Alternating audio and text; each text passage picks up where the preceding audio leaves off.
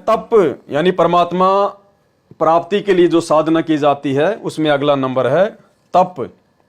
भक्ति के लिए की जाने वाली साधना में तप की भूमिका है, परंतु यह तप वह नहीं है जो एक स्थान पर बैठकर हठपूर्वक किया जाता है, जो शास्त्र विरुद्ध होने से हानिकारक है।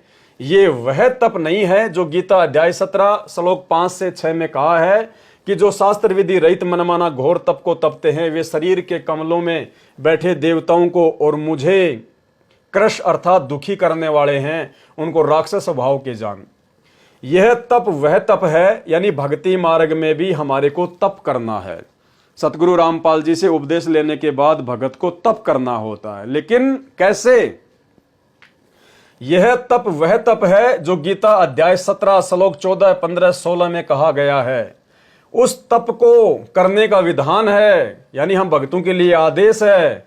जैसे गीता अध्याय 17 श्लोक 14 में कहा है कि देवदिज देवताओं जैसे अच्छे स्वभाव से विद्वानों और तत्वज्ञानी गुरु जी के सत्कार संबंधी जो पवित्रता अर्थात आत्मा शुद्ध निष्कपट रखना, नम्रता, शुद्धाचरण और अहिंसा, यह शरीर से किए जाने वाला तप है। यानी सतगुरु से उपदेश लेने के बाद भगत ने मर्यादाओं का पालन करने के लिए जो संघर्ष करना पड़ता है, जो आधीनी निभानी पड़ती है, अपनी आत्मा को शुद्ध करना पड़ता है, निष्कपट रखना पड़ता है, अपने व्यवहार को नम्र रखना पड़ता है, उसके मार्ग में जो भी बाधाएं आती हैं उनके साथ में संघर्ष करना मतलब तप करने में आता है। जैसे यह शरीर से किए जाने वाला तप है। गीता अध्याय 17 श्लोक 14 भावार्थ है कि सत्संग में आने वाले भक्तों की सेवा करना शरीर संबंधी तप है। यानी सत्संग में आने वाले भक्तों की सेवा करना, भोजन भंडारा बनाना, झाड़ू वगैरह निकालना, ये सब हमारे शरीर से किए जाने वाला तप है। गीता अध्याय 17 श्लोक 14 उद्वेग न करने वाला अर्थात जोश पैदा न करने वाला, सरल प्रिय हितकारक यथार्थ सत्संग वचन और जो प्रतिदिन किए जाने वाला स्वाध्याय का अभ्यास, ये वाणी संबंधी तप है। गीता अध्याय 17 श्लोक 15 भावार्थ सरलता पूर्वक यथार्थ ज्ञान कहना जो सर्व के हित के लिए तथा प्रिय भी है। इसके कहने में यदि कोई उत्पीड़न भी करता है वह भी भगत का तप है।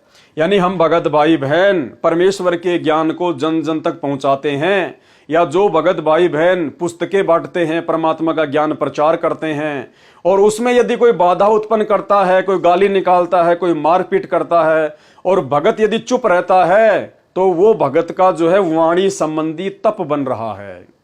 हम साथ संगति के वीडियो बनाते हैं, वीडियो के कमेंट्स में कितने लोग अभद्र टिप्पणियां करते हैं, कितने लोग हमारे ऊपर मुकदमे करने की धमकियां देते हैं, वो काल प्रेरणा से डराते हैं, धमकाते हैं कि ये परोपकार का कार्य रुक जाए। लेकिन ऐसे में ना रुकना और आगे निरंतर प्यार और प्रेम के साथ में अपने गुरुदेव भगवान पर विश्वास करके आगे बढ़ते रहना, प्यार प्रेम से संघर्ष करना, ये हमारे वाणी संबंधित जो है वो तप में आता है। उद्वेग न करने वाला अर्थात जोश पैदा न करने वाला, सरल प्रिय हितकारक यथार्थ सत्संग वचन जो प्रतिदिन किया जाने वाला स्वाध्याय का अभ्यास, यानी तीनों समय की आरतियां, ये वाणी संबंधित तप कहा जाता है। यानी बहुत सारे भगत भाई बहन जब तीनों समय की आरतियां करते हैं तो उनके परिवार वाले जो उपदेशी हैं, काल प्रेरित हैं, उनको आरतियां नहीं करने देते, उनकी पुस्तकें छीन लेते हैं, उनके मोबाइल छीन लेते हैं। तो परमेश्वर ने कहा कि ऐसे समय में हमारे को किसी के साथ में कोई लड़ाई झगड़ा नहीं करना है, केवल ज्ञान को आधार बनाकर उनको काल प्रेरित जानकर चुप हो जाना है और किसी भी तरीके से अपनी आरतियां करनी है, सत्संग सुनना है। तो ऐसे समय में जो परेशानियों का सामना हम करते हैं वो भी हमारे तप के अंतर्गत आता है, यानी हमारी भक्ति बन रही है। गीता अध्याय 17 श्लोक 15 भावार्थ सरलता पूर्वक यथार्थ ज्ञान कहना जो सर्व के हित के लिए है तथा प्रिय भी है। इसके कहने में यदि कोई उत्पीड़न भी करता है वह भी भगत का तप है। और जो प्रतिदिन नित्य पाठ तीनों समय सुबह दिन तथा शाम किए जाने वाला है, यानी तीनों समय की जो आरतियां हैं उसमें बैठकर या चलते चलते करना, ये वाणी संबंधी तप कहा जाता है। गीता अध्याय 17 श्लोक 15। गीता अध्याय 17 श्लोक 16 में कहा है, मानसिक साधना करना यानी पुस्तकों को मन ही मन में पढ़ना या मंत्र जाप करना, मानसिक रूप से अपने भाव को शुद्ध करने के लिए ज्ञान का मनन चिंतन, ये मान संबंधी तप कहा जाता है। ये मन संबंधी तप है।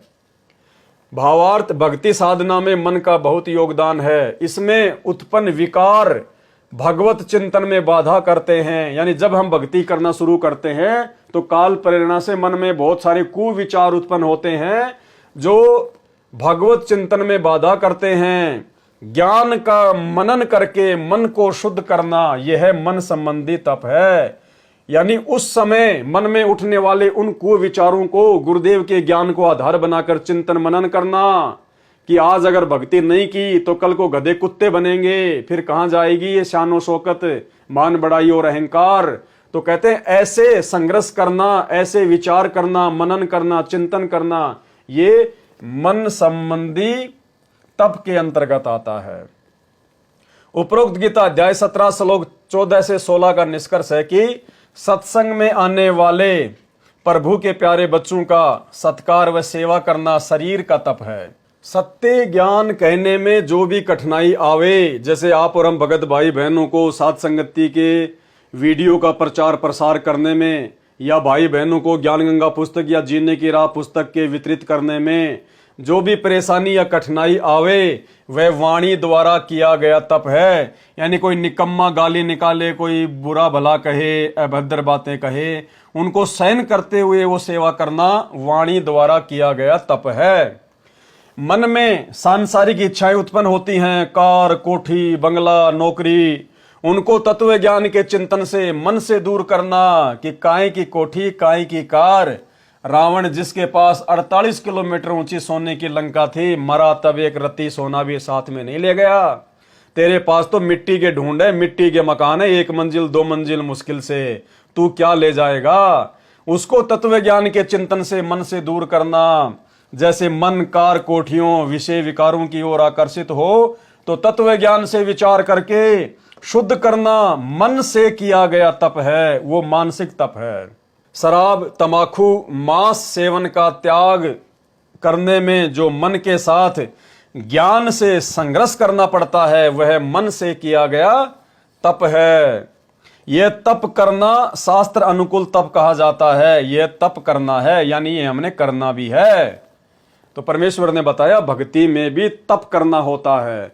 तो जो भगत भाई बहन, क्योंकि विशेषकर ये समस्याएं संघर्ष वाली सत्सेवक भाई बहनों के साथ में ज़्यादा है, क्योंकि हम अपने गुरुदेव भगवान के नियमों पर चलते हैं, उनकी मर्यादाओं पर चलते हैं, और मर्यादाओं पर नियमों पर चलेंगे तो निश्चित तौर पर काल हमारा विरोध करवाए ही करवाएगा। परमात्मा भी साथ में ही रहता है, लेकिन परमात्मा ये देखता है कि भगत क्या रास्ता अपनाएगा। तो इसी प्रकार ये सबसे ज़्यादा परेशानियां वर्तमान में संघर्ष हम साथ संगति से जुड़े हुए सत्सेवक भाई बहनों के साथ में अधिक है।